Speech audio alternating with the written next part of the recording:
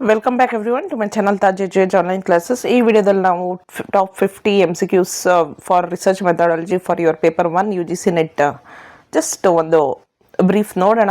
ಯಾಕೆಂದರೆ ಒಂದು ಸಲ ನೀವು ಒಂದು 50 ಕ್ವಶನ್ನ ಅಟೆಂಡ್ ಮಾಡಿದಾಗ ನಿಮಗೆ ಎಕ್ಸಾಮಿನೇಷನಲ್ಲಿ ಇಲ್ಲಿಂದನೇ ಎಲ್ಲೋ ಒಂದು 3 ಕ್ವಶನ್ ಬಂದ್ರೂ ತುಂಬ ಯೂಸ್ ಆಗುತ್ತೆ.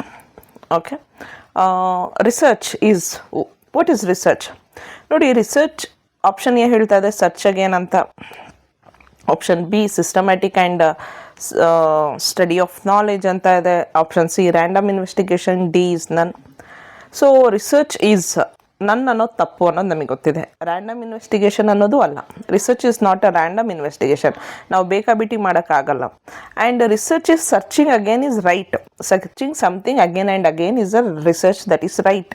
ಬಟ್ ಪ್ರಾಪರ್ ಆಗಿ ಹೇಳಬೇಕು ಅಂದರೆ research is scientific and systematic study of knowledge. So answer is B. Research is a systematic and logical investigation to establish facts or principles. Question number 2. The first step in research process is ಇಲ್ಲಿ data collection, identifying problem, hypothesis formulation and analysis ಅಂತ ಇದೆ. ಇದರಲ್ಲಿ first is identifying problem, ಇದು first. Second hypothesis formation ಮಾಡಬೇಕು. Hypothesis ಅಂದರೆ assumption. Next data collection, after that analysis. ಈ ರೀತಿ steps related ಆಗು ಕೂಡ ನಿಮಗೆ ಕ್ವಶನ್ ಕೇಳ್ತಾರೆ. So you should be knowing the research process. ಪ್ರಾಪರಾಗಿ ನೀವು ಏನು ನೋಟ್ಸ್ ಮಾಡ್ಕೊಂಡಿದ್ದೀರಾ ರಿಸರ್ಚ್ ಪ್ರೋಸೆಸ್ ಸ್ಟೆಪ್ಸನ್ನು ಕ್ಲೀನಾಗಿ ನೋಡ್ಕೊಳ್ಳಿ. ಅದ ನಂತರ next third question, hypothesis is. So hypothesis is what? Hypothesis ಅಂದರೆ ಏನು? ಫೈನಲ್ ರಿಸಲ್ಟಾ? ಅಲ್ಲ. ಲಾನಾ? ಅಲ್ಲ. ಥಿಯರಿ ಅಲ್ಲ. Hypothesis is an assumption. ಈ ವರ್ಡ್ ನಿಮಗೆ ಗೊತ್ತಿರಬೇಕು. It is a tentative statement that can be tested through research. So it is a temporary assumption. Temporary ಅಂದರೆ tentative. It is a statement. ನಾವು ಬರಿತೀವಿ like students are irregular to classes because of the behaviour of the teacher ಅಂತ ಏನೋ ಒಂದು assumption ಅಂತ ಅಂದ್ಕೊಳ್ಳೋಣ. ಅದು temporary assumption. Until and unless we don't get a final results ನಾವು ಅದು ಅಸಂಪ್ಷನ್ ಮಾಡ್ತೀವಿ, ಡೇಟಾ ಕಲೆಕ್ಟ್ ಮಾಡ್ತೀವಿ, ಅನಾಲಿಸಿಸ್ ಮಾಡ್ತೀವಿ. ಆ ಅನಾಲಿಸಿಸಲ್ಲಿ ಏನು ಬರುತ್ತೋ ಅದನ್ನು ನಾವು ಅಸಂಪ್ಷನ್ ಜೊತೆ ಅಂದರೆ ಈ ಹೈಪೋಥೆಸಿಸ್ ಜೊತೆ ಕಂಪೇರ್ ಮಾಡಿ ನೋಡ್ತೀವಿ. ರೈಟ್ ರಾಂಗ್ ಅಂತ ನೋಡಿ ಅದ್ರ ಹೈಪೋಥೆಸಿಸ್ನ ಟೆಸ್ಟ್ ಮಾಡ್ತೀವಿ. That is what hypothesis. Hypothesis is a tentative statement ಅಂತನಾದರೂ ಇರ್ಬೋದು, ಅಸಂಪ್ಷನ್ ಆದರೂ ಅಂತ ಇರ್ಬೋದು. ನೆನ್ಪಿಟ್ಕೊಂಡಿರಬೇಕು. Okay, next question number 4. Empirical research is based on. Empirical means evidence, okay, or experiment basis. Logic ಅಲ್ಲ, ಅದು ಸ್ಪೆಕ್ಯುಲೇಷನ್ ಅಂತೂ ಅಲ್ವೇ ಅಲ್ಲ, ಲಿಟ್ರೇಚರು ಅಲ್ಲ. It is an observation and experience. So empirical means evidence gather from observation or experiment. Empirical research ತುಂಬ important. Next ಇದ್ರ ಬಗ್ಗೆ ಕ್ಲಿಯರಾಗಿ ಗೊತ್ತಿರಬೇಕು. Next is sampling. ಅಲ್ಲ, a good research design must be. Good research design must be rigid, no. Complex, no. ನೋಡಿ, rigid ಅಂದರೆ ಏನು?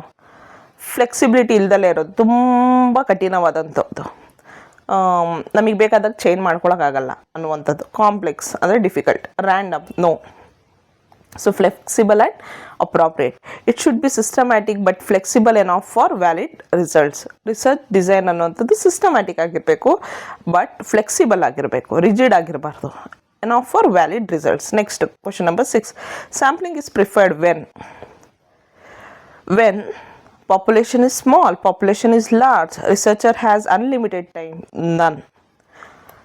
ನೋಡಿ, ಸ್ಯಾಂಪ್ಲಿಂಗ್ ಆಗಬೇಕು. ಪಾಪ್ಯುಲೇಷನ್, ಈಗ ಫಾರ್ ಎಕ್ಸಾಂಪಲ್ ಒಂದು ಕಾಲೇಜ್ 6,000 ಸ್ಟೂಡೆಂಟ್ಸ್ ಇದ್ದಾರೆ. ಓಕೆ, ಈಗ ನಾನೊಂದು ರಿಸರ್ಚ್ ಮಾಡಬೇಕು. ಸ್ಟೂಡೆಂಟ್ಸ್ ಬಿಹೇವಿಯರ್ ಅವ್ರ perspective towards new syllabus, SCP syllabus ಅಂತ ಅಂದ್ಕೊಳ್ಳೋಣ. ಸೊ ಈಗ ನಾನು 6,000 ಸ್ಟೂಡೆಂಟ್ಸ್ನೂ ಡೇಟಾ ಕಲೆಕ್ಟ್ ಮಾಡೋದು ಕಷ್ಟ ಅಂದಾಗ might be I may select 500 students. ಪ್ರತಿ ಒಂದು ಕ್ಲಾಸಲ್ಲೂ 5 ಜನನೋ 10 ಜನನೋ ಆ ರೀತಿ, depending on the number of sections. So ಯಾವಾಗ ಪಾಪ್ಯುಲೇಷನ್ ತುಂಬ ಲಾರ್ಜ್ ಆಗಿರುತ್ತೆ, we may go for a sampling. ಅಲ್ಲ, ಪಾಪ್ಯುಲೇಷನ್ ಸ್ಮಾಲ್ ಆದಾಗ ಸ್ಯಾಂಪ್ಲಿಂಗ್ನ ಅವಶ್ಯಕತೆ ನಮಗಿಲ್ಲ.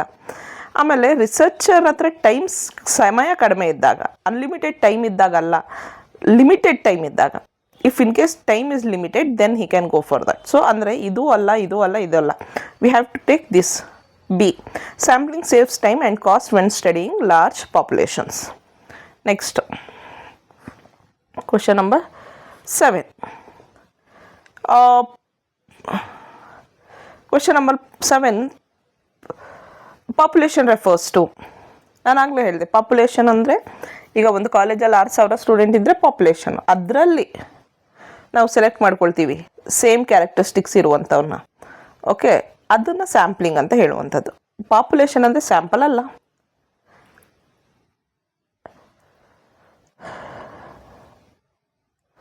ರೆಸ್ಪಾಂಡೆಂಟ್ಸು ಅಲ್ಲ. ಯಾಕಂದರೆ ಒಂದು ಪಾಪ್ಯುಲೇಷನ್ನು ಆಗಲೇ ನಾನು ಅಂದಂಗೆ 6,000 ಸ್ಟೂಡೆಂಟ್ಸ್ ಇರೋ ಕಾಲೇಜಲ್ಲಿ ಎಲ್ಲರೂ ರೆಸ್ಪಾಂಡ್ ಮಾಡಲ್ಲ ತಾನೇ. ಈಗಲೇ ನಮ್ಮ ಕರ್ನಾಟಕದಲ್ಲಿ ಸೆನ್ಸಸ್ ನಡೀತಾ ಇದೆ. ಎಷ್ಟೊಂದು ಜನ ಮನೆಗೆ ಬೀಗ ಹಾಕ್ಕೊಂಡು ಓಡೋಗಿ ಬಿಡ್ತಾ ಇದ್ದಾರೆ, ಸೆನ್ಸಸ್ಸಿಗೆ ಡೇಟಾನೇ ಕೊಡ್ತಾ ಇಲ್ಲ. ಅಂದರೆ ರೆಸ್ಪಾಂಡೆಂಟ್ಸೇ ಡಿಫ್ರೆಂಟು. ಇದರಲ್ಲಿ ಒಂದು 200 ಜನ ರೆಸ್ಪಾಂಡ್ ಮಾಡ್ಬೋದು, ಅಲ್ಲ 500 ಜನ ರೆಸ್ಪಾಂಡ್ ಮಾಡ್ಬೋದು, 3,000 ಜನನೂ ರೆಸ್ಪಾಂಡ್ ಮಾಡ್ಬೋದು. So population is different from respondents.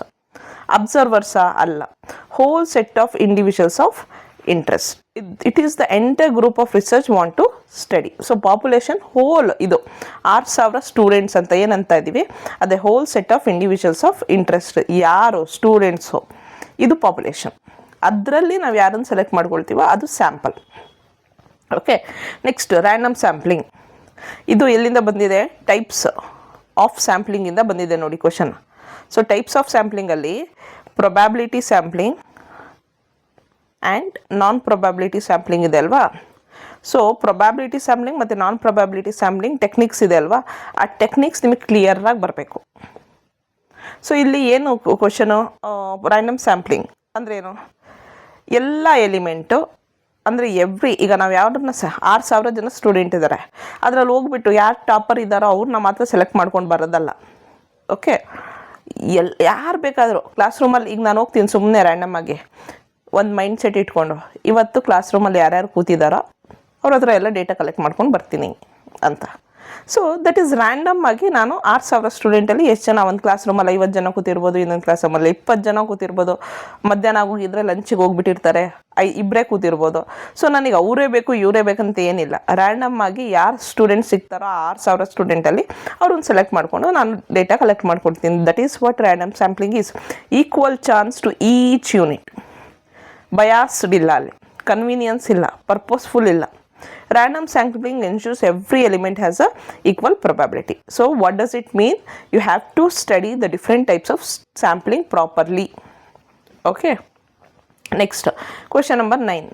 A variable that can be changed or controlled. ಯಾವ ವೇರಿಯೇಬಲ್ನ ಚೇಂಜ್ ಮಾಡ್ಬೋದು, ಕಂಟ್ರೋಲ್ ಮಾಡ್ಬೋದು ನೋಡಿ. Dependent variable and independent variable ಬಗ್ಗೆ ಗೊತ್ತಿರಬೇಕು. ಓಕೆ, ಡಿಪೆಂಡೆಂಟ್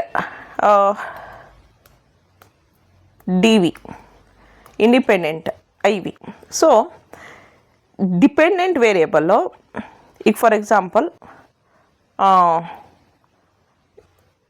ಪ್ರೈಸ್, ಡಿಮ್ಯಾಂಡ್, ನಮಗೆ ಗೊತ್ತಿದೆ demand is depending on price. If in case price increases demand decreases, if in case price decreases demand increases. ಇದನ್ನೇ ನಾವು ಓದಿರೋದು, correct. So demand is a dependent variable, price is a independent variable. So ನಾವು ಡಿಮ್ಯಾಂಡನ್ನು change ಮಾಡೋಕ್ಕಾಗಲ್ಲ, ಪ್ರೈಸನ್ನು change ಮಾಡಿದ್ರೆ. ಈಗ ನಾನು ಆಗಲೇ ಅಂದೆ ಪ್ರೈಸ್ ಇನ್ಕ್ರೀಸ್ ಆದರೆ ಡಿಮ್ಯಾಂಡ್ ಡಿಕ್ರೀಸ್ ಆಗುತ್ತೆ, ಪ್ರೈಸ್ ಡಿಕ್ರೀಸ್ ಆದರೆ ಡಿಮ್ಯಾಂಡ್ ಇನ್ಕ್ರೀಸ್ ಆಗುತ್ತೆ. ಯಾವುದನ್ನು ನಾವು ಚೇಂಜ್ ಮಾಡ್ತಾ ಇದ್ದೀವಿ ಇಲ್ಲಿ? ಇಂಡಿಪೆಂಡೆಂಟ್ ವೇರಿಯೇಬಲ್ನ ಚೇಂಜ್ ಮಾಡ್ತೀವಿ. ಸೊ ದಟ್ ನಾವು ಈಗ ನಾನು ಪ್ರೈಸನ್ನು ಇಷ್ಟು ಇನ್ಕ್ರೀಸ್ ಮಾಡಿದ್ರೆ ಡಿಮ್ಯಾಂಡು ಇನ್ಕ್ರೀಸ್ ಆಗ್ತಾ ಇದೆಯಾ, ಡಿಕ್ರೀಸ್ ಆಗ್ತಾ ಇದೆಯಾ, ಎಷ್ಟು ಇನ್ಕ್ರೀಸ್ ಆಗ್ತಾ ಇದೆ ಎಲ್ಲ ತಿಳ್ಕೊಳ್ಳುವಂಥ ಪ್ರಯತ್ನ ಮಾಡ್ತೀವಿ. That is what we call it as independent and dependent variables. So ಇಷ್ಟು ನೆನ್ಪಿಟ್ಕೊಂಡ್ರೆ ಸಾಕು. ಕಂಟ್ರೋಲ್ಡ್ ಅಲ್ಲ, ಕಾನ್ಸ್ಟೆಂಟ್ ಅಲ್ಲ, ಏನು? Independent variable. Next, dependent variable changes due to. Dependent variable changes due to independent variable. ಈಗ demand is changing due to price, right? So that is one thing. Next, question number 11. The core purpose of research is. ಯಾವುದಕ್ಕೋಸ್ಕರ ನಾವು research ಮಾಡ್ತಾ ಇದ್ದೀವಿ? Obviously to gain knowledge ಅಲ್ವಾ? Option B, research expands knowledge and understanding. Next 12. Descriptive research aims at. Descriptive research ಅಂದರೆ ಏನು? ಒಂದು ಸಿಚುವೇಶನನ್ನು ಕ್ಲಿಯರಾಗಿ ಡಿಸ್ಕ್ರೈಬ್ ಮಾಡುವಂಥದ್ದು, that is descriptive research. Types of research ಇಂದ ಕ್ವೆಶನ್ ಕೇಳಿದ್ದಾರೆ. Next, analytical research. Analytical research ಏನು ಮಾಡುತ್ತೆ? ಕ್ರಿಟಿಕಲ್ ಇವ್ಯಾಲ್ಯೂಯೇಷನ್ ಆಫ್ ಫ್ಯಾಕ್ಟ್ಸ್ ಮಾಡುತ್ತೆ. ಓಕೆ, ಕರೆಕ್ಟಾಗಿ ಡೇಟಾನ ಅನಾಲಿಸಿಸ್ ಮಾಡಿ ಇಂಟರ್ಪ್ರಿಟೇಷನ್ ಮಾಡುವಂಥದ್ದು ಅಂತ ಆನ್ಸರಲ್ಲಿ ಕೊಟ್ಟಿದ್ದಾರೆ. B critical ಇವ್ಯಾಷನ್ of facts. Next quantitative research. Quantitative research ಅಂದರೆ ಏನು? ಕ್ವಾಂಟಿಟೇಟಿವ್ ಅಂದರೆ numerical data and statistics. Emotions ಅಲ್ಲ, ವರ್ಡ್ಸ್ ಅಲ್ಲ, ನಾನ್ ನ್ಯೂಮರಿಕಲ್ ಅಲ್ಲ. Next question number 15. Qualitative research focuses on numerical ಅನಾಲಿಸಿಸಾ? ಇಲ್ಲ. ರಿಗ್ರೆಷನ್ನ? ಅಲ್ಲ. Subjective interpretations. ಸ್ಟ್ಯಾಟಿಸ್ಟಿಕಲ್ ಟೂಲ್ಸು ಅಲ್ಲ. ಸಬ್ಜೆಕ್ಟಿವ್ ಇಂಟರ್ಪ್ರಿಟೇಷನ್ಸ್ ಯಾವುದನ್ನು ನಾವು ನ್ಯೂಮರಿಕಲಿ ಹೇಳೋಕ್ಕಾಗಲ್ಲ. ಈಗ ಸ್ಟ್ಯಾಟಿಸ್ಟಿಕ್ಸಲ್ಲಿ ನಾವು ನಂಬರ್ಸ್ ಯೂಸ್ ಮಾಡ್ತೀವಿ, ನ್ಯೂಮರಿಕಲ್ ಅನಾಲಿಸಿಸಲ್ಲಿ ನಂಬರ್ ಯೂಸ್ ಮಾಡ್ತೀವಿ. ರಿಗ್ರೆಷನ್ ಅಂದ್ರೇ it is a part of statistical tool. So qualitative ಟೂಲ್ಸಲ್ಲಿ ಯಾವುದು ಕ್ವಾಲಿಟೇಟಿವ್ ಅಂದರೆ ಇಲ್ಲಿ subjective interpretations are qualitative. Next question number 16. A pilot study means. Pilot study ಅಂದರೆ ಒಂದು sample study.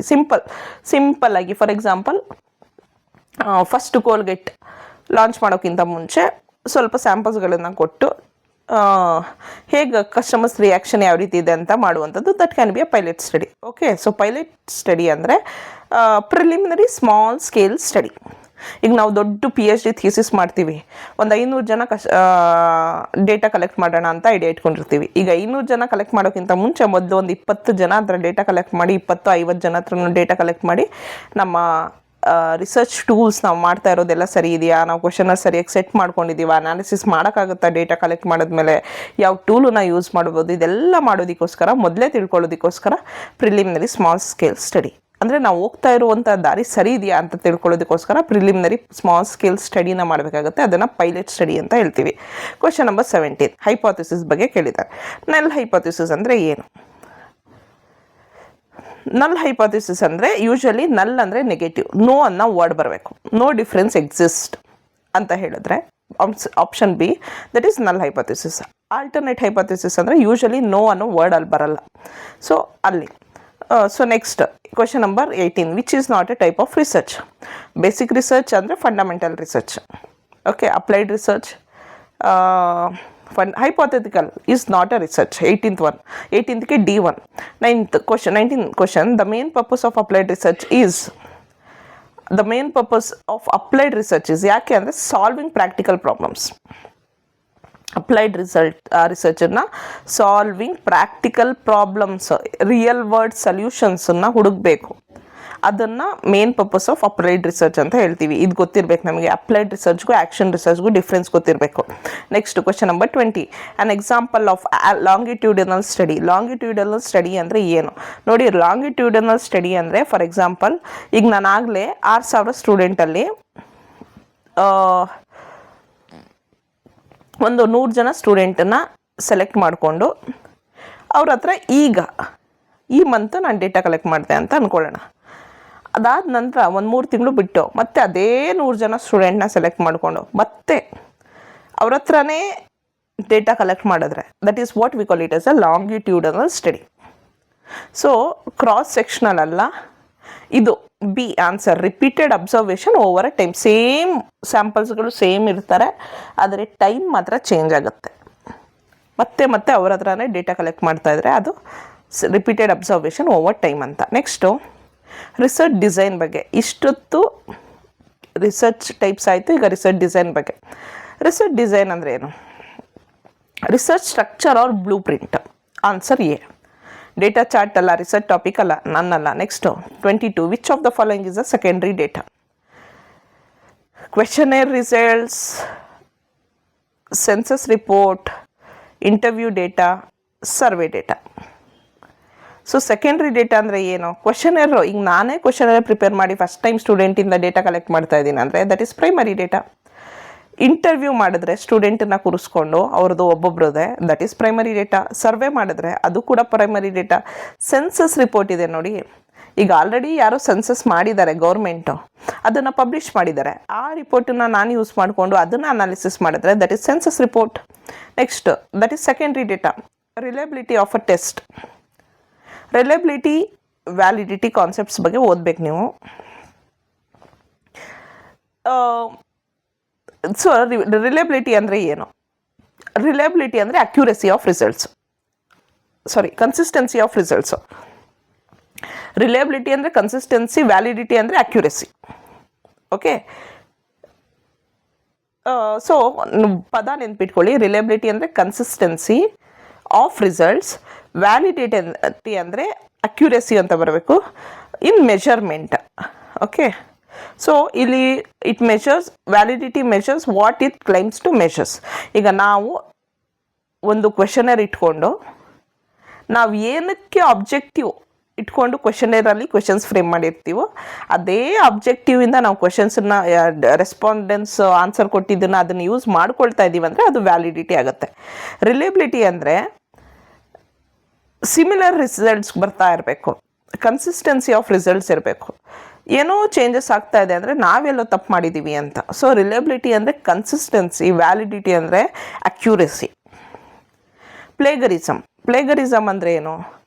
Copying others work without credit. ಅದು ಬೇರೆಯವ್ರ work, ಬೇರೆಯವ್ರ ಕೆಲಸನ ನಮ್ಮ ಕೆಲಸ ಅಂತ ನಾವು ಅವರಿಗೆ ಕ್ರೆಡಿಟ್ ಕೊಡ್ತಾರೆ, ನಾವೇ ಹಾಕ್ಕೊಂಡ್ರೆ ಅದು copying others work without credit. B, control group is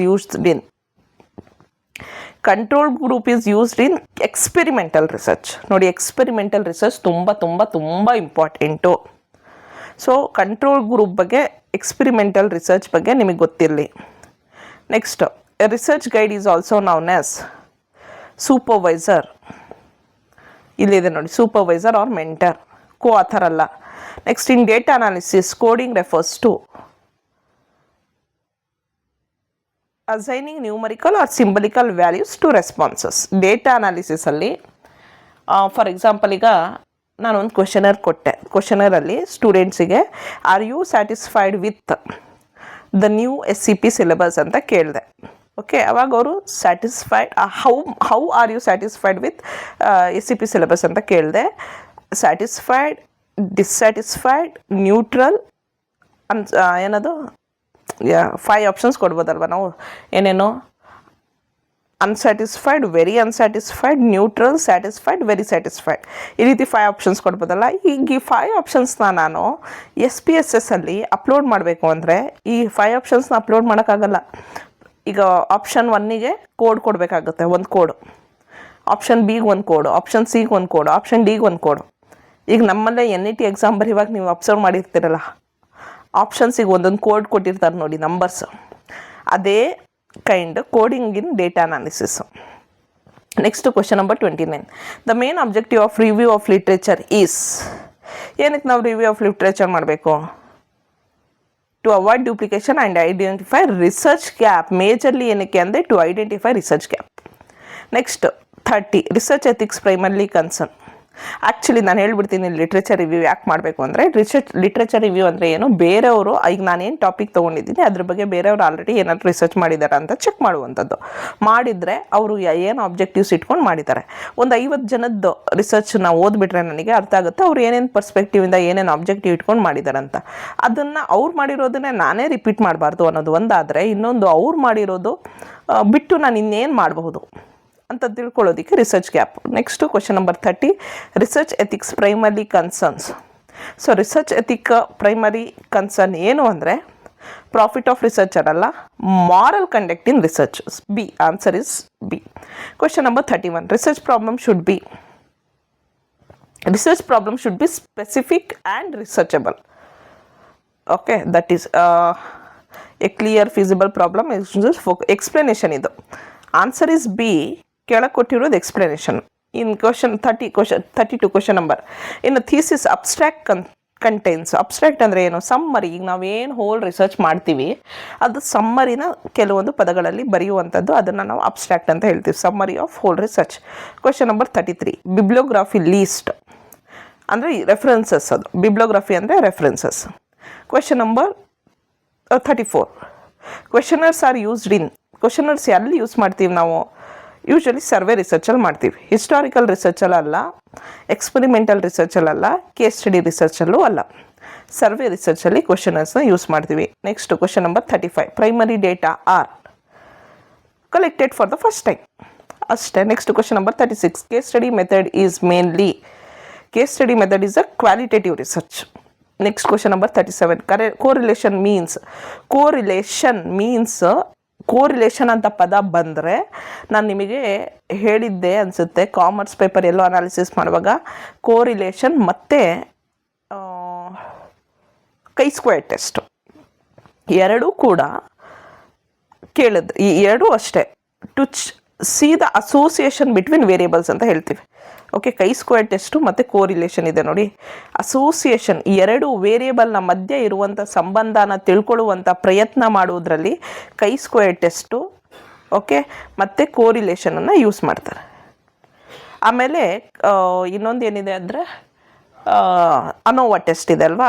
ಅನೋವಾ ಟೆಸ್ಟನ್ನು ಯಾವುದಕ್ಕೆ ಮಾಡ್ತಾರೆ ಅಂದರೆ, ANOVA test to see the ANOVA analysis of variance between samples and variance within samples ಇದನ್ನು ಚೆಕ್ ಮಾಡೋದಕ್ಕೆ. ನಿಮಗೆ chi-square ಕೋರಿಲೇಷನು ಎರಡೂ ಕೂಡ ಅಸೋಸಿಯೇಷನ್ ಆರ್ ವರ್ಡ್ ಅಸೋಸಿಯೇಷನ್ ಅಂದರೆ ಅರ್ಥ ರಿಲೇಷನ್ಶಿಪ್ ಅಂತ. ಎರಡು ವೇರಿಯೇಬಲ್ಸ್ನ ಮಧ್ಯೆ ಇರುವಂಥ ಸಂಬಂಧನ ತಿಳ್ಕೊಳ್ಳುವಂಥ ಪ್ರಯತ್ನನೇ ಅಸೋಸಿಯೇಷನ್ ಆರ್ ರಿಲೇಷನ್ಶಿಪ್. ಅದಾಯ್ತಾ. Next question number 38. SPSS is used for statistical data analysis ಅಷ್ಟೇ. Question number 40. Hypothesis that predicts a relationship is, ರಿಲೇಷನ್ಶಿಪ್ನ ಪ್ರೆಡಿಕ್ಟ್ ಮಾಡುವಂಥ ಹೈಪೋಥಿಸಿಸ್ ಯಾವುದು ಅಂತ ಕೇಳಿದರೆ ಡೈರೆಕ್ಷನಲ್ ಹೈಪೋಥಿಸಿಸ್ ಅಂತ ಹೇಳ್ತೀವಿ. Null hypothesis, statistical hypothesis, simple hypothesis ಅಲ್ಲ, directional hypothesis expected direction of ರಿಲೇಷನ್ಶಿಪ್ಪನ್ನು ಎಕ್ಸ್ಪ್ಲೇನ್ ಮಾಡುತ್ತೆ. ನೋಡಿ next question number 41. An operational definition defines, operational definition ಅಂದರೆ ಏನು?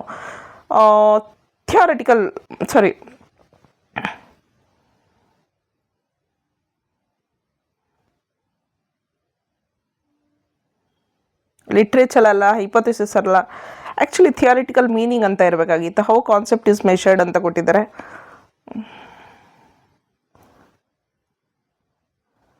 41ಗೆ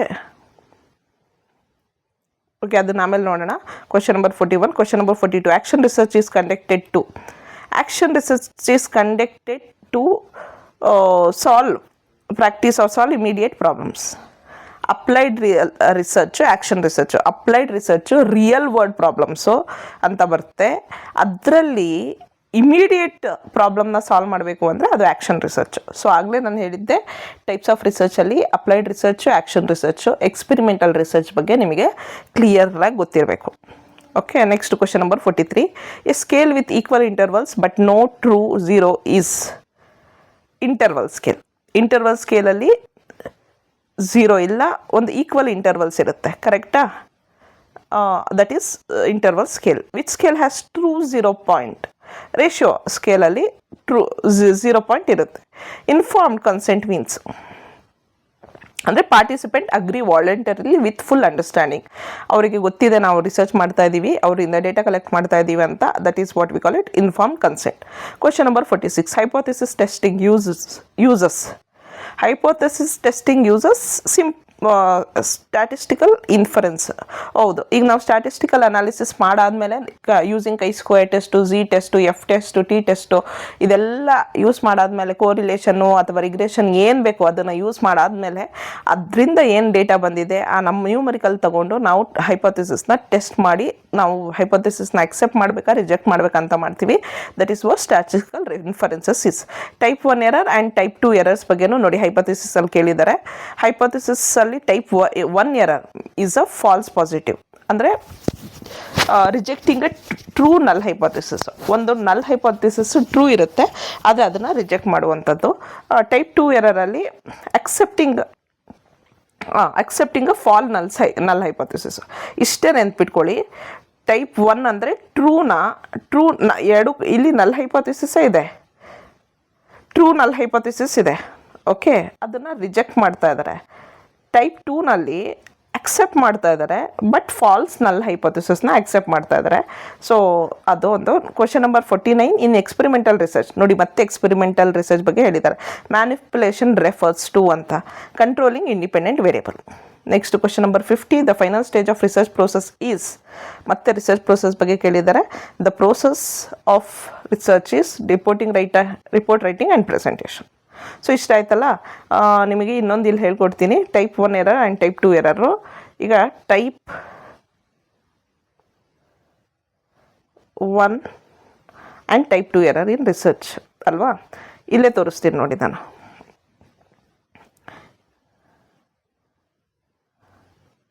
ಯಾವುದಾದ್ರೂ ತೊಗೊಳ್ಬೋದು ನಾವು. ಇಲ್ಲಿ ಇದು ಚೆನ್ನಾಗಿದೆ, VOW.com ಇಂದ ತೊಗೊಂಡಿದ್ದೀನಿ website, just for educational purpose. ಇಲ್ಲೇನು ಅಬ್ಸರ್ವ್ ಮಾಡ್ತಾ ಇದ್ದೀವಿ ನಾವು ಅಂದರೆ, ನೋಡಿ, ನಲ್ ಹೈಪಾಥಿಸಿಸ್ ರಿಜೆಕ್ಟ್. ಇಲ್ಲಿ ನಲ್ ಹೈಪಾಥಿಸಿಸ್ ಇದೆ. ಓಕೆ, ನಲ್ ಹೈಪಾಥಿಸಿಸ್ ಈಸ್ ಟ್ರೂ. ಓಕೆ, ನಾವು ಫಸ್ಟು ರಿಸರ್ಚ್ ಸ್ಟಾರ್ಟ್ ಮಾಡಿದಾಗ ನಲ್ ಹೈಪಾಥಿಸಿಸು H0 ಅಂತ ಏನು ಹೇಳ್ತೀವಿ ಅದನ್ನು ಫ್ರೇಮ್ ಮಾಡ್ಕೊಂಡಿರ್ತೀವಿ. ಮತ್ತು ಅದಕ್ಕೆ ಆಲ್ಟರ್ನೇಟಿವ್ ಹೈಪಾಥಿಸಿಸು ಫ್ರೇಮ್ ಮಾಡ್ಕೊಂಡಿರ್ತೀವಿ. ನಲ್ ಹೈಪಾಥಿಸಿನಲ್ಲಿ ಪದ ನೋ ಅಂತ ಬರುತ್ತೆ, ಆಲ್ಟರ್ನೇಟಿವ್ನಲ್ಲಿ ನೋ ಅನ್ನೋ ಪದ ಬರಲ್ಲ, ನೆಗೆಟಿವ್ ಆಗಿರಲ್ಲ. ಈಗ ನಾವೇನೋ ಒಂದು ನಲ್ ಹೈಪಾಥಿಸಿಸ್ ಫ್ರೇಮ್ ಮಾಡ್ಕೊಂಡಿರ್ತೀವ. ಈಗ ನಾವು ಪ್ರೂವ್ ಮಾಡಿದಾಗ ನಲ್ ಹೈಪಾಥಿಸಿಸ್ ಸರಿ ಇರಬೇಕು ಅಥವಾ ಅದು ತಪ್ಪಾಗಬೇಕು. ಇದು ಸರಿ ಇದೆ ಅಂದರೆ ಇದನ್ನು ಅಕ್ಸೆಪ್ಟ್ ಮಾಡಬೇಕು, ಇದು ತಪ್ಪಿದೆ ಅಂದರೆ ಇದನ್ನು ಅಕ್ಸೆಪ್ಟ್ ಮಾಡಬೇಕು, ಇದನ್ನು ರಿಜೆಕ್ಟ್ ಮಾಡಬೇಕು. ಕರೆಕ್ಟ್? ಬಟ್ ಸಮ್ಟೈಮ್ಸ್ ಏನಾಗ್ಬಿಡುತ್ತೆ ಅಂದರೆ ನಾವೇನೋ ಎರರ್ ಮಾಡಿಬಿಡ್ತೀವಿ, ಅದರಿಂದ ಇದು ತಪ್ಪಿದ್ರೂ ಇದು ಸರಿ ಅಂತ ಒಪ್ಕೊಂಡ್ಬಿಡ್ತೀವಿ. ಓಕೆ, ಇದು ಸರಿ ಇದ್ದರೂ ಇದು ತಪ್ಪು ಅಂತ ಹೇಳ್ಬಿಡ್ತೀವಿ. ಓಕೆ, ಸೊ ಅದರಿಂದ ಏನಾಗುತ್ತೆ, ಪ್ರಾಬ್ಲಮ್ ಆಗುತ್ತೆ. ಸೊ ಇಲ್ಲಿ ಟೈಪ್ 1 ಎರರಲ್ಲಿ ನಲ್ ಹೈಪಾಥಿಸಿಸ್ಸು ಸರಿ ಇದೆ. ಓಕೆ, HO ಅನ್ನೋದು ಸರಿ ಇದೆ, ಆದರೆ ಅದನ್ನು ನಾವು ರಿಜೆಕ್ಟ್ ಮಾಡ್ತಾಯಿದ್ದೀವಿ. ಅದು ಟೈಪ್ 1. ನೀವು ಹೆಂಗೆ ನೆನ್ಪಿಟ್ಕೊಳ್ಳಿ, ಒಂದು ಬಾಕ್ಸ್ ಹಾಕ್ಕೊಳ್ಳಿ. ಓಕೆ, ಹೆಂಗೆ ಹಾಕ್ಕೊಳ್ಳೋಣ, ಜಸ್ಟ್ ಇಷ್ಟೇ ಹಾಕ್ಕೊಳ್ಬೋದು. ನಲ್ ಹೈಪಾಥಿಸಿಸ್ ಆಯಿತಾ. ಈಗ ಇಲ್ಲಿ ರೈಟ್ ಇದೆ.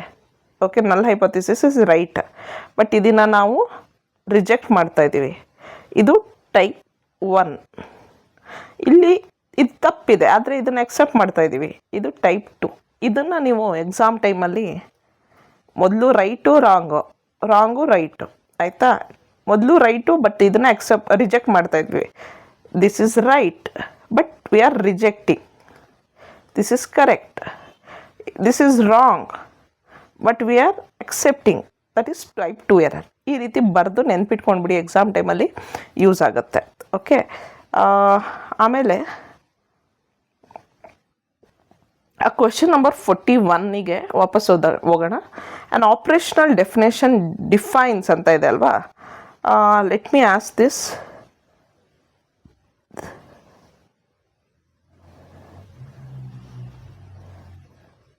ಆಪ್ರೇಷನಲ್ ಡೆಫಿನೇಷನ್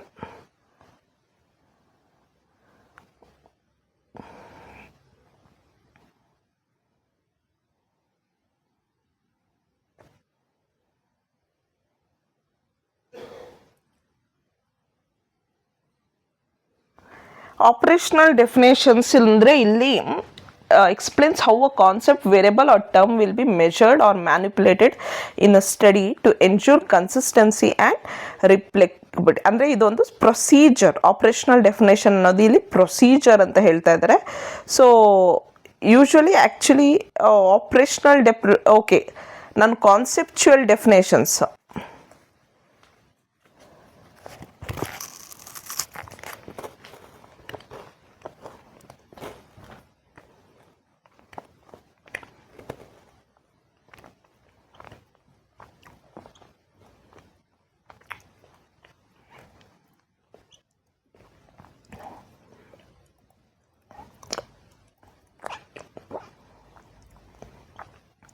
ಓಕೆ, ನಾನು ಕಾನ್ಸೆಪ್ಚುಯಲ್ ಡೆಫಿನೇಷನ್ ಜೊತೆ ಕನ್ಫ್ಯೂಸ್ ಮಾಡಿಕೊಂಡೆ, ನೋ ಪ್ರಾಬ್ಲಮ್.